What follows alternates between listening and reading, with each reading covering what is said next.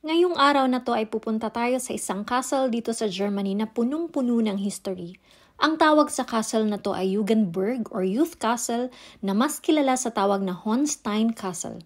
Sa entrance pa lang ang dami na ng information na nakalagay about sa castle pero nakasulat kasi siya in German language kaya hindi ko mai-translate lahat. Tara, pasok tayo sa loob. Etong mga kahoy na to, ito daw ang ginagamit noong unang panahon sa mga prisoners dito. Para siyang handcuffs noon. Ganito ang itsura ng castle mula doon sa entrance. Ito ay presohan noong araw. Dito nila dinadala ang mga taong sumasaliwa sa gobyerno. Yung nakikita natin ngayon, dyan nakasulat ang pangalan ng pinakaunang taong nakulong dito. Tara! Pasok tayo sa loob kung saan merong isang maliit na silid kung saan nila ginaganap ang pagpatay sa mga preso.